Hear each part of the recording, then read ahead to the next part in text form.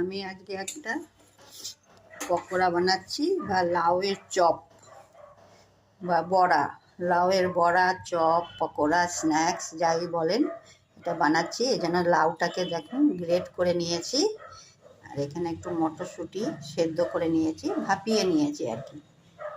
তার সাথে আমি একটু কাঁচা লঙ্কা কুচি নিয়েছি, একটু নুন নিয়েছি, একটু চিনি নিয়েছি, একটু জোয়ান নিয়েছি, একটু কালো জিরে নিয়েছি, একটু তিল নিয়েছি 1 চামচ, সামান্য একটু হলুদ গুঁড়ো নিয়েছি।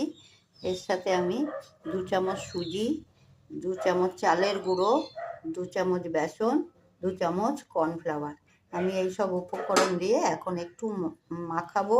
আর মটরশুঁটিটাকে সেদ্ধ হয়ে গেছে, তো এটাকে একটু চটকে দিয়ে এগুলো সব উপকরণ দিয়ে একসঙ্গে মেখে তারপরে সাদা তেলে এটাকে ভাজবো।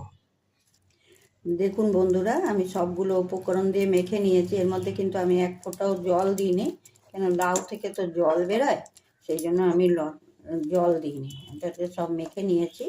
মেখে আমি এখন যেরকমভাবে গড়বেন সেইভাবে সাদা তেলে দিবেন। সাদা তেলে আমি বসিয়ে দিচ্ছি ফ্রাই প্যানে। এরকম করে একটুখানি হাতে চ্যাপটা করে দিলে ভালো মুচমুচে হয় আর খেতেও ভালো লাগে।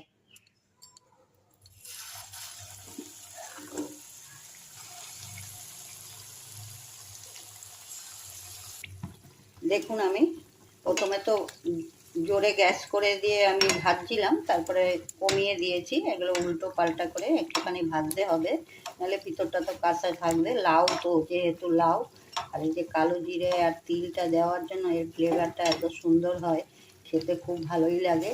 এটা সন্ধ্যাবেলা মুড়ির সাথেও খেতে পারবেন স্ন্যাক্স হিসাবে, বা শুধুও কোনো চাটনি ফাটনি দিয়ে বা সস দিয়ে খেতে পারবেন, আর ডাল ভাতের পাতেও খেতে পারবেন বড়ার মতন।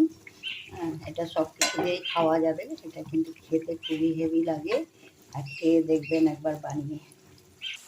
দেখুন আমার ভাজা হয়ে গেছে, এগুলো উল্টো পাল্টা করে ভেজে নিলাম, একটু গোল্ডেন ব্রাউন হয়ে গেছে। এটা এখন আমি নামিয়ে দিচ্ছি। দেখুন বন্ধুরা, আমার ভাজা হয়ে গেছে, আর এই যে দেখুন ভেঙেও দেখিয়ে দিলাম ভিতরটা কেমন হয়েছে। এটা কিন্তু দেখুন মচমচেও হয়েছে। লাউয়ের কেউ বুঝতেই পারবে না লাউ দিয়ে তৈরি করেছি। এটা একবার অবশ্যই বানাবেন, তারপরে খেয়ে দেখবেন লাউ দিয়ে একটা স্ন্যাক্স বা বড়া বা পকোড়া। আমি ঠিকঠাক কথা বলতে পারি না বলে হয়তো আপনারা লাইক কমেন্ট কিছু দেন না, সাবস্ক্রাইব দেন না। যদি পছন্দ হয় তাহলে আর অনুরোধ করছি একটু সাবস্ক্রাইব দেবেন।